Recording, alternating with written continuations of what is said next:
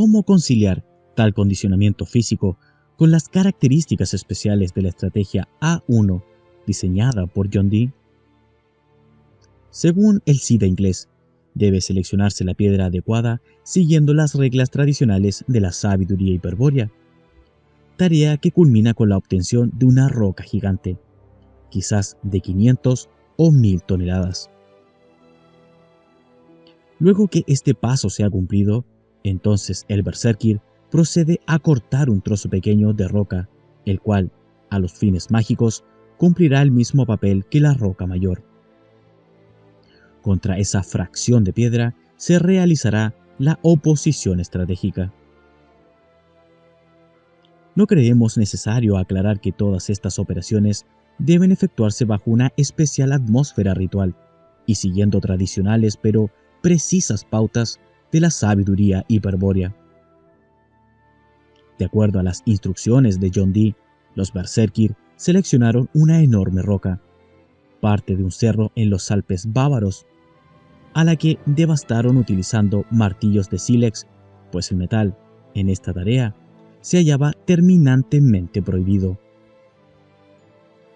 Luego de llevar a la roca hasta el volumen crítico, proporcional con los berserkir, procedieron a arrancar 16 trozos pequeños, no mayores que un puño, pero aptos para practicar la oposición.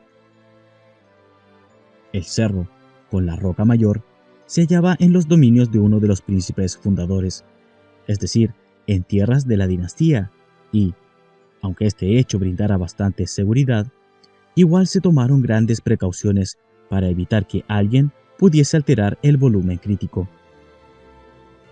Si, intencional o accidentalmente, resultase fraccionada la roca mayor, quedaría anulada la oposición estratégica, con el consiguiente riesgo de retornar al Batlas en desventaja estratégica.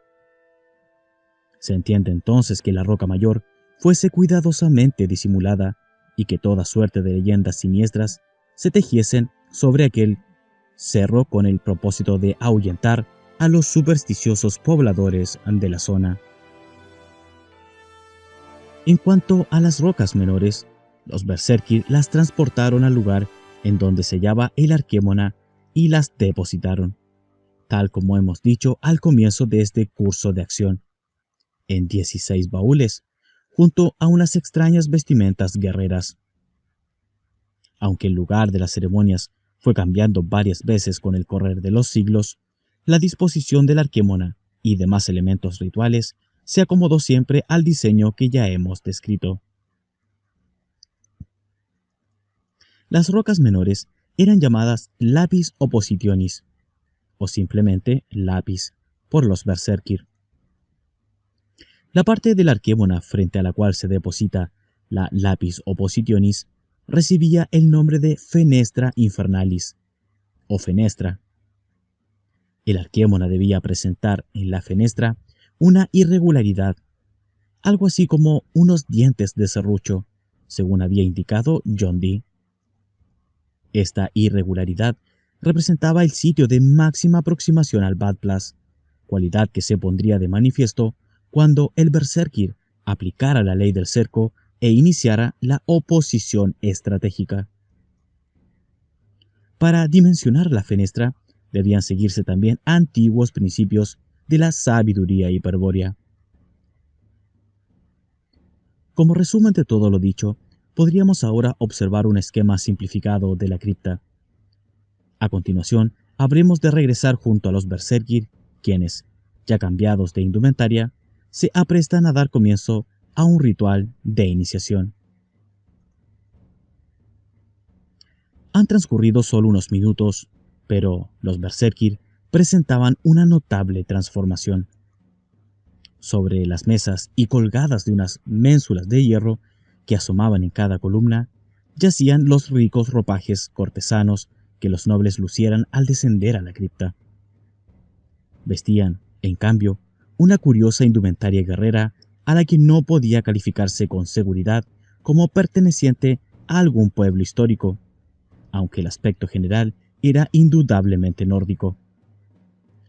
Llevaban puesta un jubón de fino cuero y, sobre este una cota de malla escamada, Aurica escamata, formando un conjunto semejante a aquellos que los centuriones romanos denominaban catafracta. Calzaban sandalias de cuero, liga, y casco cónico con protector nasal, también de cuero, claveteado con tachas octogonales de oro. De un grueso cinturón pendían, en simples vainas de cuero, el puñal y la espada. Esta era de hierro con empuñadura de marfil, en cuyo extremo asomaban los dos pequeños cuernos halstáticos, que daban un indicio sobre la prodigiosa antigüedad de tal modelo de arma. No era la cruz, aún, sino el antiquísimo Tau, la runa de Thor, el signo mágico que la caracterizaba. En el antebrazo izquierdo habían calzado el escudo de 3 lados convexos, pasando la mano por 2 correas posteriores. Con esta misma mano tomaron, cada uno, su lápiz oppositionis, la piedra menor. En la mano derecha blandían firmemente el hacha de doble filo de negro y reluciente hierro. Las 2 únicas damas, vestidas de manera semejante, en nada desmerecían aquella fantástica exhibición de mística guerrera. Solo se distinguían de ellos por algunos arreglos propios de su sexo. Por lo demás, brillaba en sus ojos la misma resolución valerosa que en el resto de los presentes. La espada, algo más corta, era del mismo tipo halstática que las otras, pero el puñal no iba a la cintura, sino que lo colgaban del cuello a la manera de las mujeres vikingas. Usaban también un casco de cuero, del que caía el cabello dividido en 2 trenzas, rematadas, cada una, por una fíbula de oro. Por último, quizás el detalle más llamativo del traje de las damas lo constituían los 2 hemisferios de hierro que, aparte de proteger los pechos, delataban claramente sus calidades de amazonas. Casi en el mismo instante acaban todos de vestirse y, sin decir palabra, permanecen parados junto a su columna, mirando fijamente hacia el Arquémona. Es solo un momento en el que cada uno piensa en la terrible prueba que sobrevendrá inmediatamente. Son 15 Siddhas Berserkir, comprometidos en una guerra de dioses y demonios, en una guerra que la mayoría de los hombres no puede ni imaginar, ya que si así ocurriese, seguramente perderían la razón. Pero, ¿qué son los hombres? Pasus y virias perdidos. La guerra metafísica está prohibida para ellos, pero también la posibilidad de salvación, de despertar, de ganar la inmortalidad, de regresar al origen divino. Oh, qué dolorosa situación la de los espíritus cautivos. Y qué abominable y odioso resulta a los ojos despiertos el demiurgo cautivador. Relampaguean de cólera los ojos de los 15 Berserkir. Es como si todos estuvieran pensando lo mismo y un rugido pugnase por salir de sus gargantas. No puede haber tregua con Jehová Satanás.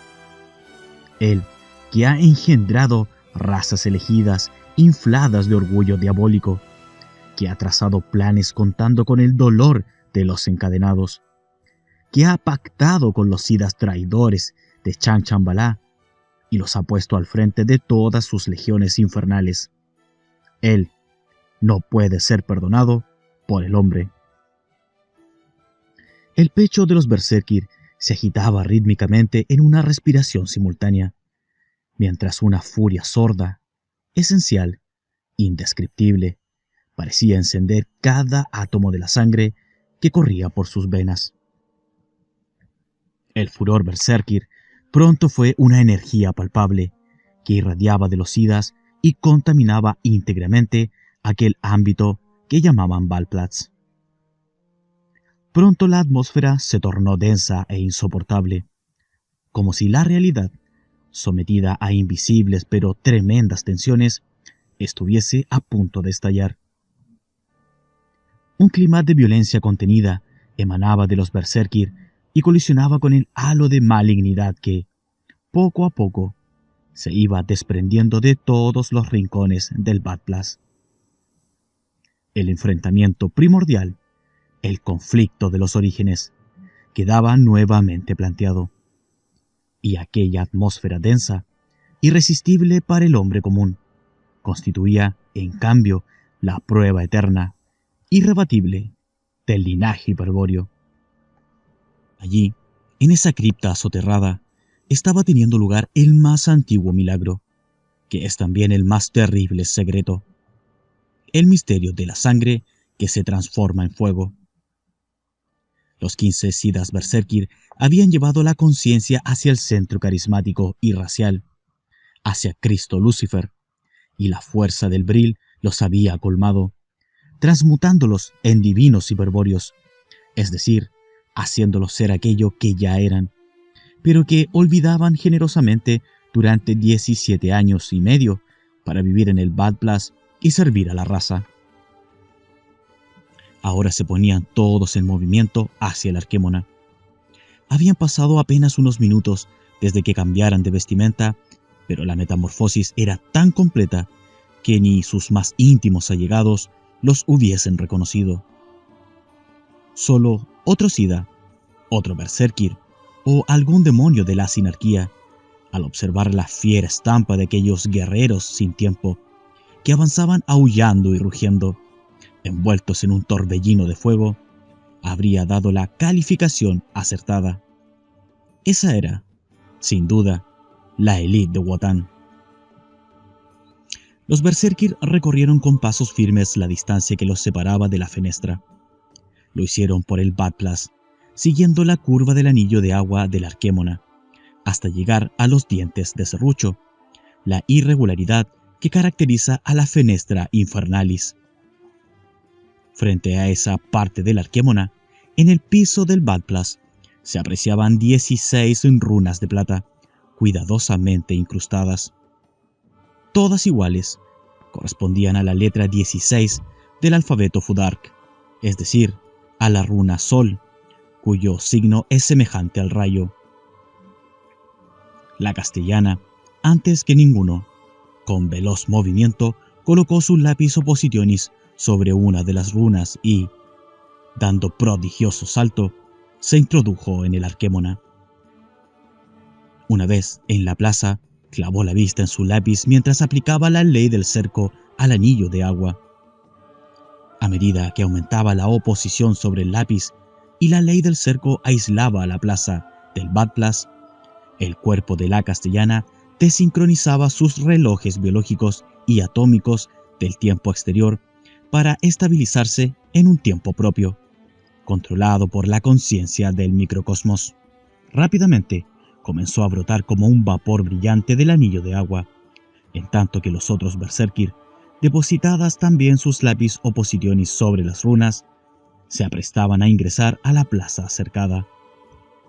La castellana, sin distraerse un instante de su operación, pronunció una palabra en lengua enoquiana a modo de santo y seña. Instantáneamente, uno de los Berserkir respondió Freyr, que era la contraseña convenida 17 años antes, y, sin esperar respuesta, saltó sobre los dientes de la fenestra ingresando a la plaza. Nuevamente repitió el santo y seña la castellana, dando lugar a la entrada de un segundo, y así siguió hasta que todos hubieron penetrado por la fenestra, luego de pronunciar la misma contraseña. Según era tradición en la dinastía, desde los tiempos de John Dee y Wilhelm von Rosenberg, si alguna impureza sanguínea sumía al Berserkir en la confusión estratégica durante los 17 años que mediaban entre una ceremonia y otra, sería muy difícil que lograse pronunciar correctamente la contraseña. Y este error se pagaría con la vida, pues el guardián de la plaza, en este caso la castellana, no abriría la fenestra, sometiendo al imprudente a un desnivel espacio-temporal que lo destruiría ni bien intentase dar el salto. Vale la pena hacer notar que la palabra emitida por la castellana en la lengua de los pájaros sonaría en cualquier oído profano como si escuchase el canto del gallo.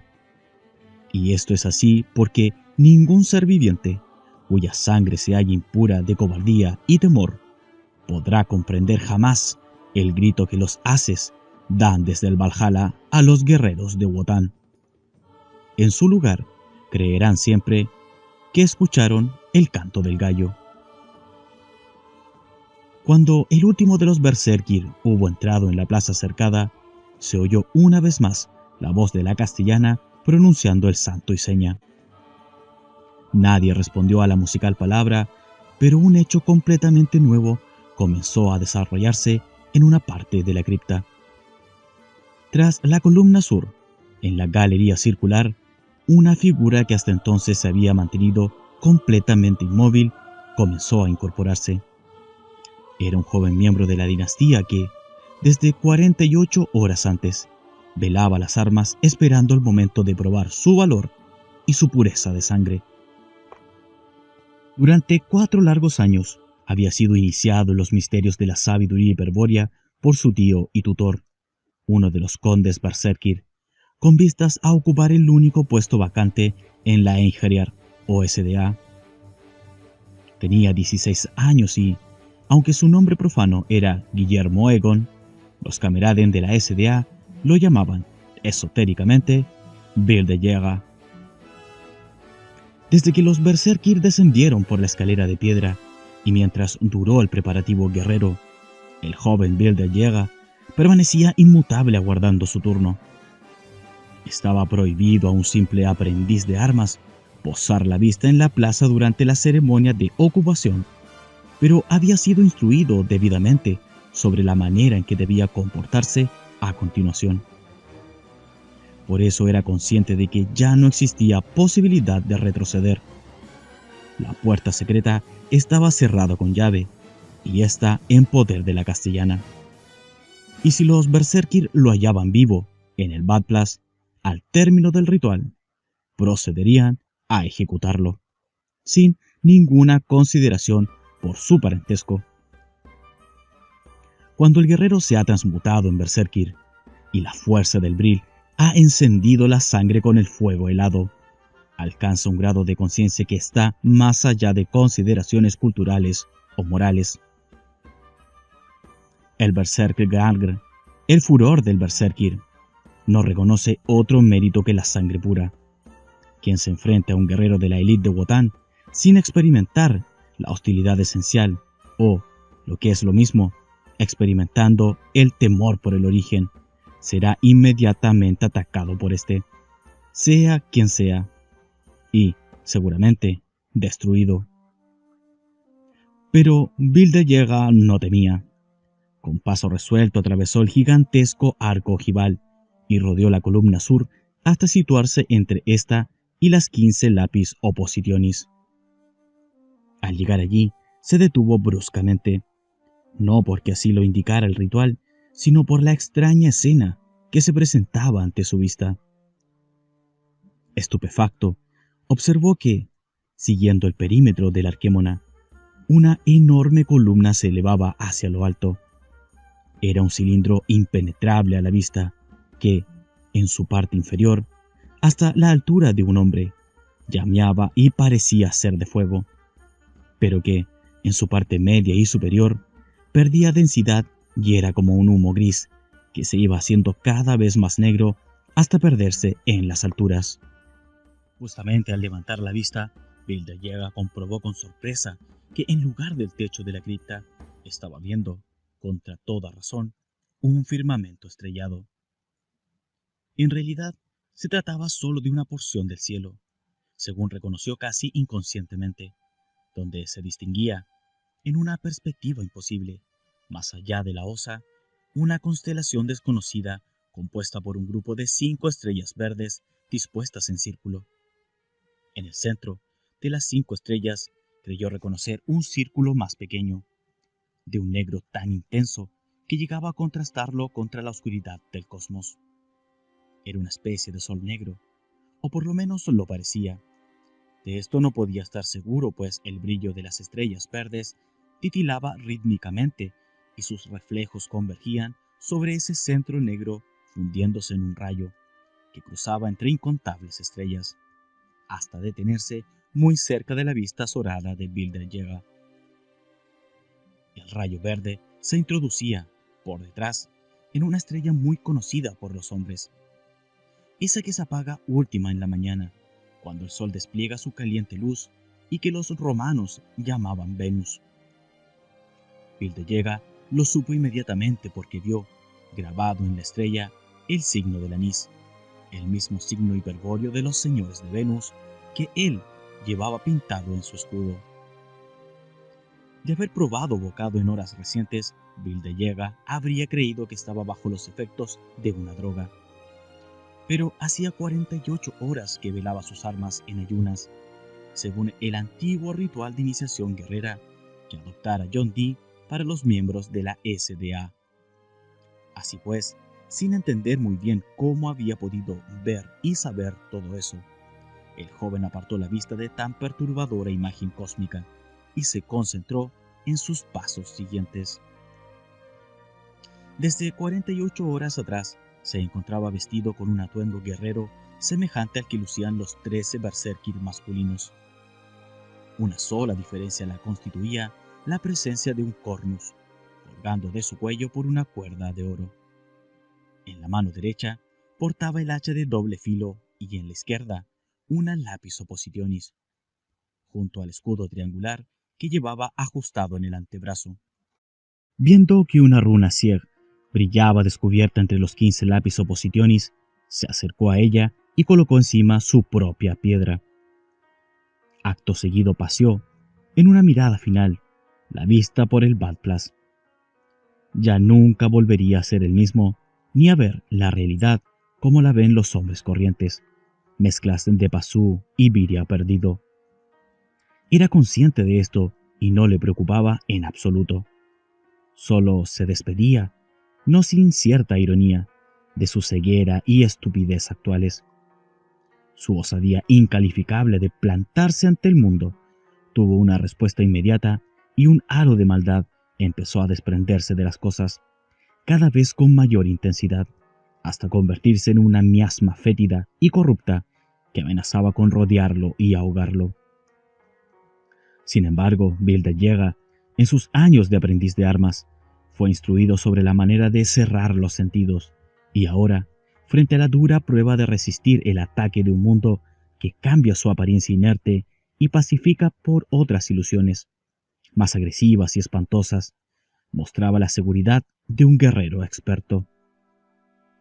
Indiferente a la palpable malignidad que lo rodeaba, clavó su vista en la fenestra y, llevándose el cornus a los labios, sopló con violencia. Un sonido grave, hueco y bajo se prolongó durante unos segundos, tornándose ronco al extinguirse lentamente. Era indudablemente una señal de llamada.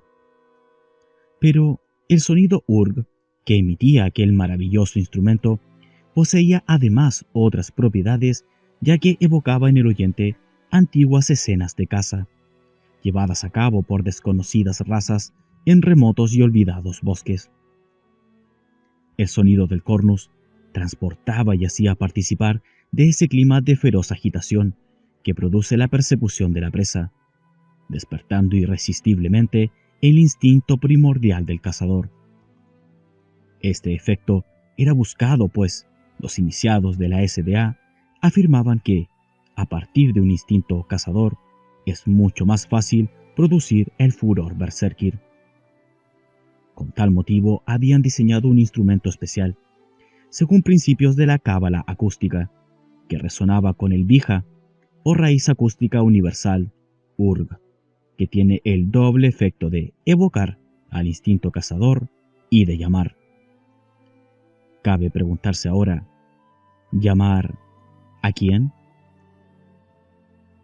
Hemos tocado con esta pregunta el sentido más profundo de la acción ritual, pues el hecho de llamar, como paso previo a la condición de berserkir, es decir, de iniciado de la SDA, por la vía de la oposición estratégica, alude al misterio del rescate. Ya dijimos, en reiteradas oportunidades, que la sabiduría hiperbórea enseña 7 vías de liberación. Sin embargo, hay una octava vía, llamada excepcional, de la cual nada puede enseñarse ni aprenderse, razón por la que raramente se la menciona. La sabiduría hiperbórea nada dice sobre ella, y es la tradición quien afirma que todo vidya perdido puede ser rescatado instantáneamente si hace la llamada correcta, aún antes de emprender una de las 7 vías secretas. La tradición, si bien no aporta detalles esotéricos sobre esta octava vía, se vale de una analogía clásica, o Nyaya, para exponer el misterio del rescate. El Nyaya cuenta la historia de un guerrero que, durante las acciones de una guerra terrible, naufraga y queda atrapado en territorio enemigo. En un primer momento es ganado por la desesperación, pero luego, a causa de los grandes padecimientos que le impone su condición de náufrago, se resigna a su nueva situación, sin poder evitar que la amargura se instale permanentemente en su alma. Pasa muchísimo tiempo en ese estado, hasta que un día, agobiado por la soledad, se entretiene en recordar los días felices de su instrucción militar. Es entonces cuando se le hace presente algo que había olvidado por completo. Se ve a sí mismo en el momento que cerraba trato como guerrero, y ve a su instructor militar que le dice: todo soldado tiene derecho a ser rescatado. No importa cuál sea el sitio en el que caiga ni cuán peligrosa sea la situación. Su jefe jamás le abandonará. Si le llama, él acudirá de inmediato y usted será evacuado. Pero no lo olvide, debe llamarlo a él, a su jefe, pues él le reconocerá y rescatará rápidamente. Si no procede así, solo le queda la alternativa de intentar la evasión por su propia cuenta, siguiendo las técnicas secretas. El teatro de la guerra es demasiado extenso y complejo como para que alguien más que su jefe lo reconozca y acuda en su auxilio. Recuerde, llámelo a él. El Nyaya concluye con la imagen del guerrero náufrago, que es inmediatamente rescatado por su jefe, quien acude prestamente al oír la llamada correcta. Tal la analogía clásica del misterio del rescate, octava vía excepcional que confirma la exactitud de las otras 7.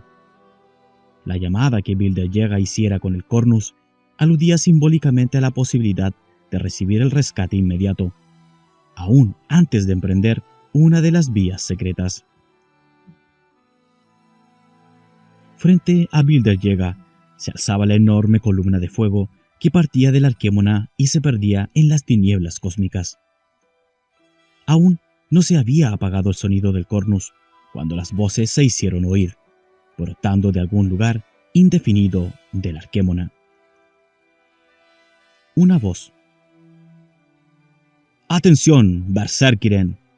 Alguien se acerca a la fenestra infernalis». Otra voz: «Dime, guardián de la fenestra, ¿conoces al audaz peregrino? ¿Es amigo o enemigo?» La primera voz: «Sí, le conozco. Es ese que en el Badplas llaman Guillermo Egon. Parece que trae audaces intenciones». La segunda voz: «Guardián de la fenestra, da la voz de alto al peregrino y pregúntale cómo debemos interpretar su atrevimiento». La primera voz: «Alto, ¿de dónde vienes y a dónde vas?» Bilderjega: «No sé exactamente a dónde me encuentro, porque he sido infamemente engañado. Deseo huir del infierno y para eso he llamado a mi jefe, pero soy impuro de sangre y eso ha afectado la calidad de la llamada. Estoy librado a mis propios medios y solo me resta orientarme y avanzar batiéndome de frente contra el enemigo. Por eso solicito permiso para ingresar a vuestra plaza, porque desde esa tierra liberada podré dirigir la vista, orientarme y luchar». Se oye un murmullo de varias voces, ora aprobando, ora condenando la audacia de Bilder Llega. Finalmente, la primera voz pronuncia el santo y seña en lengua enoquiana. Bilder Llega. ¡Frey!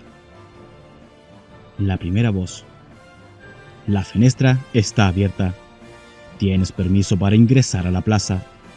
Demuestra ahora tu valor e intrepidez.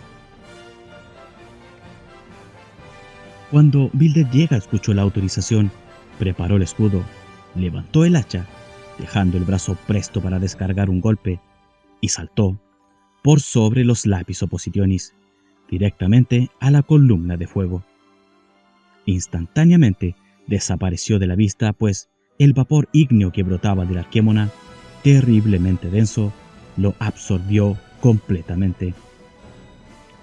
Cualquier observador que conociese la disposición normal de los elementos de la cripta habría creído, en ese momento, que Bilder Llega debería aterrizar de su salto en el interior del Arquémona, es decir, en la plaza. Pero el Arquémona era un poderoso instrumento mágico, activado entonces por la ley del cerco que aplicaban los Berserkir, y por eso las cosas sucedían de otro modo. Entre la plaza y el Badplas no distaban unas pocas pulgadas, como el sentido común parecía indicar, sino esa inconmensurable distancia que los Berserkir denominaban Hell.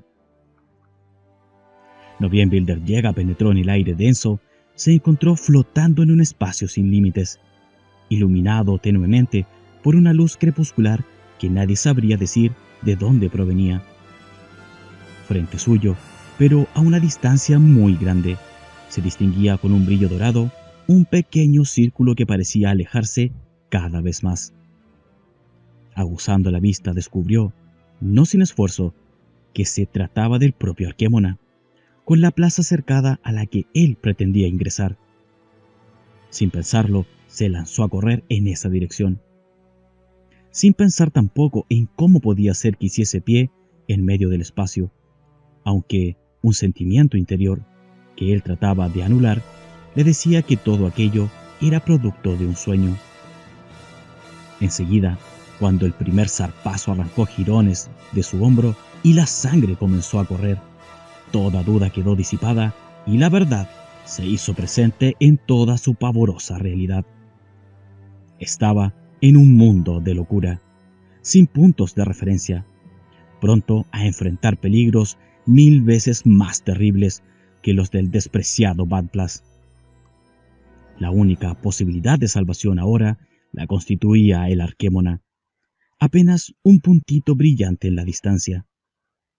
Si lo perdía de vista, jamás podría hallarlo nuevamente, y su situación sería mucho peor que antes, perdido en aquel infierno crepuscular.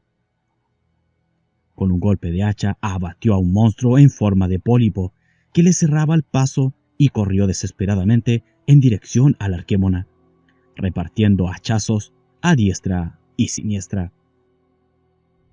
No es nuestra intención describir con detalles a las inmundas criaturas que habitan el Hell y que, adoptando toda clase de formas repugnantes, se presentan con infames y agresivas intenciones, intentando cortar el paso de cualquier audaz intruso. Si alguien desea ahondar en tales negruras, puede consultar al respecto el libro de los muertos egipcio o el libro tibetano de los muertos, el Bardo Tostol, o, en todo caso, leer los cuentos de Howard Philip Lovecraft. Al principio, Bilder Llega logró avanzar un poco, especialmente gracias a la efectividad de su brazo armado y al signo anís que lucía en el escudo, el cual espantaba a los demonios, quienes no se atrevían a atacar por su izquierda. Sin embargo, pronto se vio que era imposible conservar esa ventaja, pues una nube de repugnantes y pequeños seres, no más grandes que un colibrí, pero ávidos de succionar sangre, se precipitó sobre sus heridas al tiempo que legiones de criaturas horrorosas y malignas pugnaban entre sí por tomar parte en el ataque. Paso a paso se movía Bilder Llega, con el puñal en su izquierda y la temible hacha en la derecha, seccionando tentáculos y garras y partiendo cabezas de pesadilla con ojos inyectados en sangre, cuyas miradas transmitían el odio infinito, esencial, que el demiurgo manifiesta hacia la raza hiperbórea. Cubierto de sangre de pies a cabeza, prácticamente bloqueado por las huestes infernales, de pronto Bilderjega apartó la mirada del combate y buscó desesperadamente la figura del Arquémona.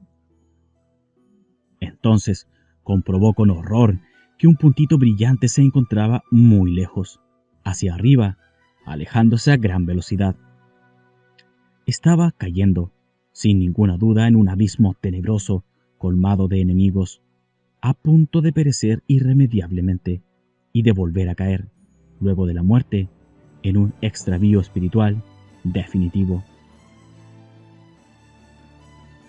Bilderjega pensaba vender cara su vida y morir sin retroceder ni un palmo. Pero ahora comprobaba que el retroceso se producía a pesar suyo, en virtud de la caída a los diabólicos precipicios. Este hecho lo sorprendió vivamente y despertó en él, como un rayo, el recuerdo de su instructor berserkir. Sí, el viejo conde prusiano había hablado sabiamente aquel día, 2 años atrás, mientras le enseñaba los rudimentos de la lucha berserkir, empleando mudras de guerra y pronunciando mantras de poder. Esa vez, el instructor le había dicho, ahora lo recordaba claramente: nada ni nadie puede detener a un guerrero de la élite de Wotan. No hay demonios ni accidentes capaces de pararlo si su sangre es lo suficientemente pura. Si un abismo se interpone entre él y su meta, el berserkir lo salva dando un grito más profundo que el abismo. En un instante comprendió Bilderjega el sentido de aquellas palabras, y sintiendo que la sangre comenzaba a arderle hasta encenderse en una llamarada de ira primordial, lanzó el grito más terrible que aquellos infames seres escucharan jamás. El grito más profundo que el abismo era un nombre prohibido, aullado con tal ferocidad que junto con el sonido brotaba la espuma rabiosa por la boca del guerrero. Los ojos despedían chispas de un odio tan irreductible como el que latía en la mirada de los demonios y, de pronto, convertido en una figura ígnea, llameante al ritmo de aquel alarido bestial, Bilderjega resultaba, en otro sentido, más espantoso que los mismos demonios. Estos debieron sentirlo así, pues, iniciando un salvaje desbandada, dejaron prontamente abierto el paso, por donde se precipitó como una flecha el ya transmutado berserkir. Grito y velocidad fueron una sola cosa, y pronto el disco de oro del Arquémona estuvo tan cerca que pudo contemplar su verdadero aspecto, el que le otorgaba la ley del cerco, proyectada por 15 poderosas mentes. Vio claramente que una construcción de piedra, de apariencia maciza, se elevaba siguiendo el contorno del Arquémona. Solo tenía una abertura, en forma de tronera, en el lugar de la fenestra. El techo era una bóveda perfectamente ajustada al perímetro cilíndrico de la pared, que hacía las veces de muralla o de torre fortificada, cuyas piedras se mostraban tan perfectamente cortadas y ensambladas que hubiese sido tarea inútil buscar el más leve resquicio entre ellas.